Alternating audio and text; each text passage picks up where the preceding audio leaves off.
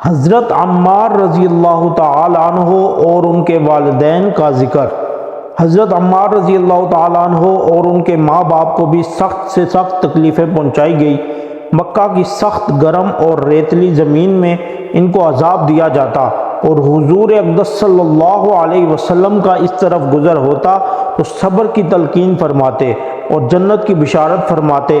آخر ان کے والد حضرت یاسر رضی اللہ تعالیٰ عنہ اسی حالت تکلیف میں وفات پا گئے کہ ظالموں نے مرنے تک چین نہ لینے دیا، اور ان کی والدہ حضرت سمیہ رضی اللہ تعالیٰ عنہ کی شرمگاہ میں ابو جہل ملعون نے ایک برچھا مارا جس سے وہ شہید ہو گئی، مگر اسلام سے نہ ہٹی۔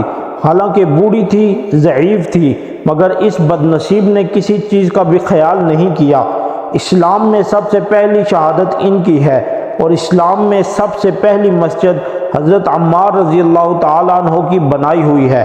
جب حضور اقدس صلی اللہ علیہ وسلم ہجرت فرما کر مدینہ تشریف لے گئے تو حضرت عمار رضی اللہ تعالیٰ عنہ نے کہا کہ حضور صلی اللہ علیہ وسلم کے لیے ایک مکان سایہ کا بنانا چاہیے جس میں تشریف رکھا کریں، دوپہر کو آرام فرما لیا کریں اور نماز بھی سایہ میں پڑھ سکیں۔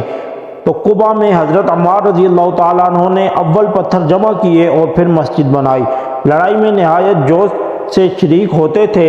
ایک مرتبہ مزے میں آ کر کہنے لگے کہ اب جا کر دوستوں سے ملیں گے، محمد صلی اللہ علیہ وسلم اور ان کی جماعت سے ملیں گے۔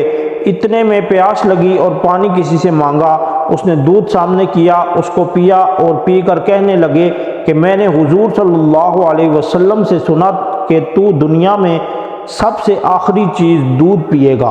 اس کے بعد شہید ہو گئے۔ اس وقت 94 برس کی عمر تھی، بعض نے 1 آدھ سال کم بتلائی ہے۔